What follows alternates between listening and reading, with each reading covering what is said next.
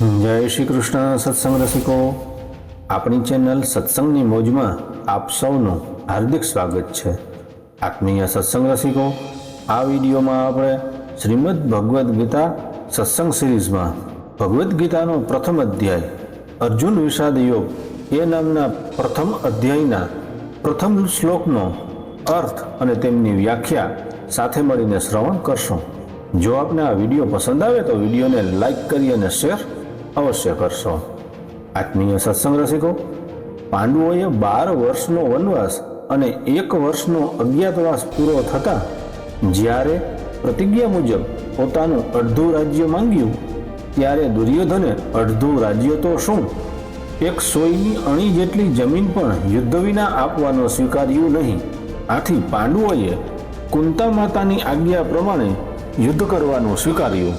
આ રીતે પાંડવો અને કૌરવો વચ્ચે યુદ્ધ કરવાનું નિશ્ચિત થઈ ગયું અને તદનુસાર બંને પક્ષે યુદ્ધની તૈયારી થવા લાગી. મહર્ષિ વેદવ્યાસને ધૃતરાષ્ટ્ર ઉપર ઘણો સ્નેહ હતો. એ સ્નેહને લીધે એમણે ધૃતરાષ્ટ્ર પાસે આવી અને કહ્યું કે યુદ્ધ થવું અને તેમાં ક્ષત્રિયોનો મહાન સંહાર થવો અનિવાર્ય છે. એને કોઈ ટાળી શકવાનું નથી. જો યુદ્ધ જોવાની તમારી ઈચ્છા હોય તો હું તમને દિવ્ય દ્રષ્ટિ આપી શકું છું, જેનાથી તમે અહીં બેઠા બેઠા યુદ્ધને સારી રીતે જોઈ શકશો. એટલે ધૃતરાષ્ટ્રએ કહ્યું કે જન્મભર હું આંધળો રહ્યો, હવે મારા કુળના સંહારને હું જોવા ઈચ્છતો નથી, પરંતુ યુદ્ધ કેવી રીતે થઈ રહ્યું છે એ સમાચાર સાંભળવાની ઈચ્છા જરૂર છે. એટલે વેદવ્યાસજીએ કહ્યું કે હું સંજયને દિવ્ય દ્રષ્ટિ આપું છું. તેનાથી તે સમગ્ર યુદ્ધને, બધી જ ઘટનાઓને અને સૈનિકોના મનમાં આવેલા વિચારોને જાણી લેશે અને સાંભળી લેશે અને જોઈ લેશે, અને આ બધી વાતો તમને સંભળાવી પણ દેશે. એમ કહી વેદવ્યાસજીએ સંજયને દિવ્ય દ્રષ્ટિ આપી. નક્કી કરેલા સમય પ્રમાણે કુરુક્ષેત્રમાં યુદ્ધ શરૂ થયું. 10 દિવસ સુધી સંજય યુદ્ધના સ્થળે જ રહ્યા.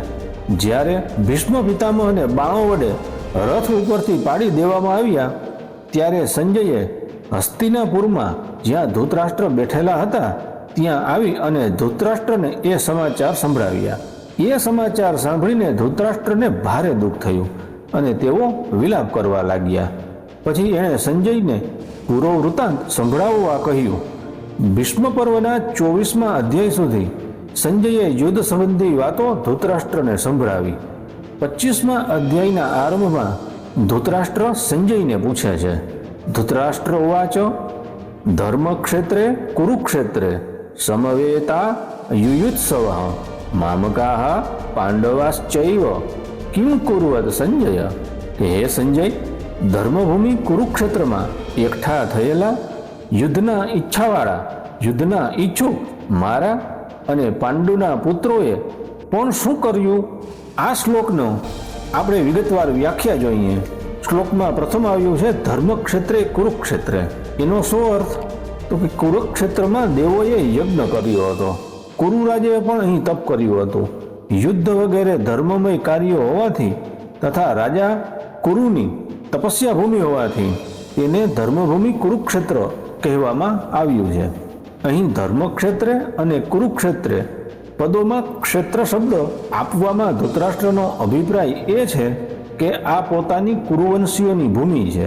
આ કેવળ લડાઈની જ ભૂમિ તો નથી, ઉલટાની તીર્થભૂમિ પણ છે, જેમાં પ્રાણીઓ જીવતે જીવત પવિત્ર કર્મો કરીને પોતાનું કલ્યાણ કરી શકે છે.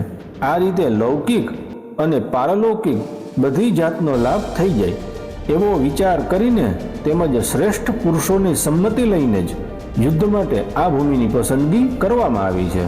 આત્મીય સત્સંગ રસિકો, સંસારમાં મોટે ભાગે 3 બાબતોને લઈને લડાઈ થાય છે: જમીન, ધન અને સ્ત્રી. આ 3માં પણ રાજાઓનું આપસમાં લડવું મુખ્યત્વે જમીનને કારણે હોય છે.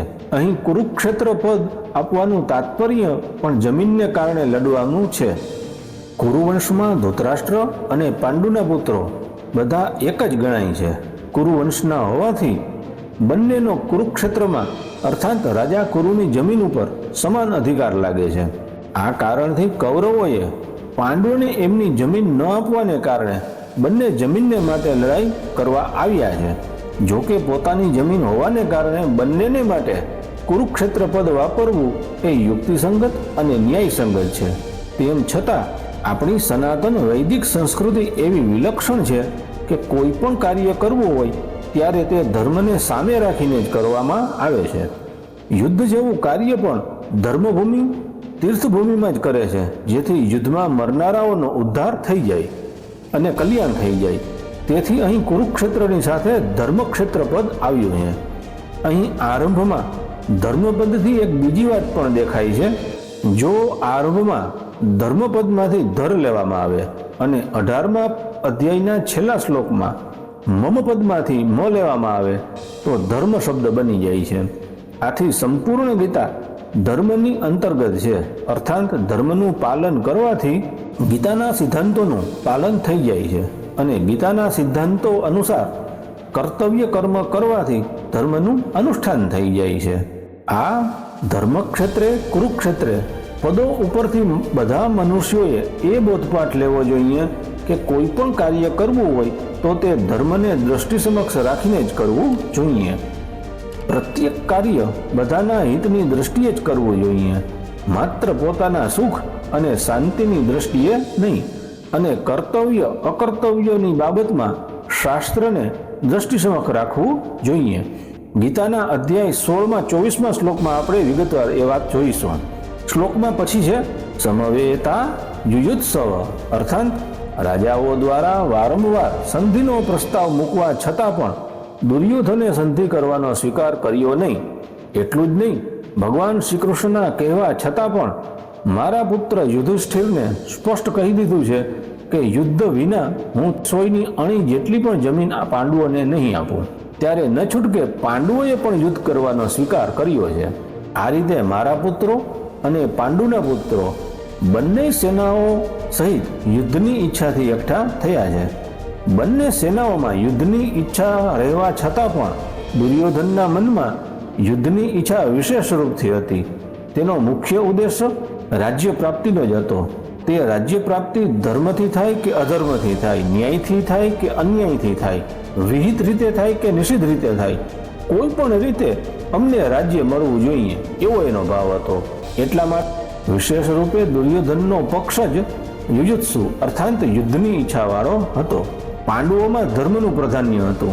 તેમનો એવો ભાવ હતો કે અમે ભલે ને ગમે તેવો જીવન નિર્વાહ કરી લઈશું, પરંતુ અમારા ધર્મ પાલનમાં વિઘ્ન નહીં આવવા દઈએ અને ધર્મની વિરુદ્ધ નહીં ચાલીએ.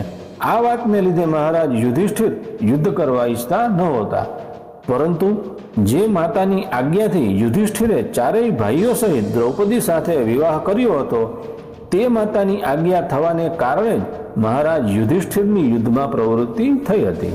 અર્થાત કેવળ માની આજ્ઞાના પાલન રૂપી ધર્મથી જ યુધિષ્ઠિર યુદ્ધની ઈચ્છાવાળા થયા છે. તાત્પર્ય એ છે કે દુર્યોધન વગેરે તો રાજ્યને માટે જ યુદ્ધ ઈચ્છતા હતા, પરંતુ પાંડવો ધર્મને માટે જ યુદ્ધ કરવા તૈયાર થયા હતા. ધર્મક્ષેત્રે કુરુક્ષેત્રે સમવેતા યુયુત્સવ. ત્યાર પછી છે મામકાહ પાંડવાસ છે, અર્થાત પાંડવો ધૃતરાષ્ટ્રને પોતાના પિતાના મોટા ભાઈ હોવાથી પિતાતુલ્ય માનતા હતા અને તેમની આજ્ઞાનું પાલન કરતા હતા. ધૃતરાષ્ટ્ર દ્વારા અનુચિત આજ્ઞા દેવાય તો પણ પાંડવો ઉચિત અનુચિતનો વિચાર ન કરતા, એમની આજ્ઞાનું પાલન કરતા હતા. આથી અહીં મામકાહ પદની અંતર્ગત કૌરવ અને પાંડવ બંને આવી જાય છે. તેમ છતાં પાંડવાહ પદ જુદું પાડવાનું તાત્પર્ય એ છે કે ધૃતરાષ્ટ્રને પોતાના પુત્રોમાં અને પાંડુના પુત્રોમાં સમાન ભાવ ન હતો. એમનામાં પક્ષપાત હતો. પોતાના પુત્રોમાં મોહ હતો. તેઓ દુર્યોધન વગેરેને તો પોતાના માનતા હતા, પરંતુ પાંડવોને પોતાના માનતા ન હતા. આ કારણથી તેમણે પોતાના પુત્રો માટે મામકાહ અને પાંડુના પુત્રોને માટે પાંડવાહ પદનો પ્રયોગ કર્યો છે. કારણ કે જે ભાવો હૈયામાં હોય છે તે જ ઘણું કરીને વાણીથી બહાર નીકળે છે. આ ભેદભાવને કારણે ધૃતરાષ્ટ્રને પોતાના કુળના સંહારનું દુઃખ ભોગવવું પડ્યું. એના ઉપરથી મનુષ્ય માત્રએ બોધપાઠ લેવો જોઈએ કે તેઓ પોતાના ઘરોમાં, મહોલ્લાઓમાં, ગામોમાં, પ્રાંતોમાં, દેશોમાં અને સંપ્રદાયોમાં દ્વૈધી ભાવ અર્થાત આ આપણા છે, આ બીજા છે એવો ભાવ ન રાખે, કારણ કે દ્વૈધી ભાવથી આપસમાં પ્રેમ કે સ્નેહ થતો નથી, પણ ઉલટાનો કલહ થાય છે. અહીં પાંડવાહ પદની સાથે એવો પદ વાપરવાનું તાત્પર્ય એ છે કે પાંડવો તો મોટા ધર્માત્મા છે, આથી તેમણે યુદ્ધ નહોતું કરવું જોઈતું, પરંતુ તેઓ પણ યુદ્ધને માટે રણભૂમિમાં આવી ગયા. તો ત્યાં આવીને તેમણે શું કર્યું? મામકાહ અને પાંડવાહ એ બે શબ્દમાંથી પહેલા મામકાહ પદનો ઉત્તર સંજય આગળના બીજા શ્લોકથી 13મા શ્લોક સુધી આપશે કે આપના પુત્ર દુર્યોધને પાંડવોની સેનાને જોઈને દ્રોણાચાર્યના મનમાં પાંડવોના પ્રત્યે દ્વેષ પેદા કરવા માટે તેમની પાસે જઈ અને પાંડવોના મુખ્ય સેનાપતિઓના નામ લીધા. એ પછી દુર્યોધને પોતાની સેનાના મુખ્ય યોદ્ધાઓના નામ લઈ તેમના રણકૌશલ્ય વગેરેની પ્રશંસા કરી. દુર્યોધનને પ્રસન્ન કરવા માટે ભીષ્મજીએ જોરથી શંખ વગાડ્યો. એને સાંભળીને કૌરવ સેનામાં શંખ વગેરે વાદ્યો વાગી ઉઠ્યા. પછી 14મા શ્લોકથી 19મા શ્લોક સુધી પાંડવાહ પદનો ઉત્તર આપશે કે રથમાં બેઠેલા પાંડવ પક્ષના ભગવાન શ્રી કૃષ્ણે શંખ વગાડ્યો. ત્યારબાદ અર્જુન, ભીમ, યુધિષ્ઠિર, નકુલ, સહદેવ વગેરેએ પોતપોતાના શંખો વગાડ્યા, જેનાથી દુર્યોધનની સેનાના હૈયા કંપી ઉઠ્યા. એ પછી પણ સંજય પાંડવોની વાત કહેતા 20મા શ્લોકથી શ્રી કૃષ્ણ અને અર્જુનના સંવાદના પ્રસંગનો આરંભ કરી દેશે. હવે આ પ્રથમ શ્લોકમાં કિમ કુર્વત સંજય, કિમ કુર્વત, કિમ શબ્દના 3 અર્થ થાય છે: વિકલ્પ, નિંદા એટલે કે આક્ષેપ અને પ્રશ્ન. યુદ્ધ થયું છે કે નહીં એ જાતનો વિકલ્પ તો અહીં લઈ શકાતો નથી, કારણ કે 10 દિવસ સુધી યુદ્ધ થઈ ચૂક્યું છે અને ભીષ્મજીને રથ ઉપરથી પાડી નાખ્યા.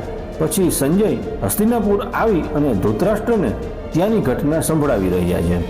મારા અને પાંડુના પુત્રોએ આ શું કર્યું કે યુદ્ધ કરી બેઠા, તેમણે યુદ્ધ નહોતું કરવું જોઈતું, એવી નિંદા અથવા આક્ષેપ પણ અહીં નથી સ્વીકારી શકાતો, કેમ કે યુદ્ધ તો ચાલી જ રહ્યું હતું અને ધૃતરાષ્ટ્રના મનમાં પણ આક્ષેપપૂર્વક પૂછવાનો ભાવ ન હતો.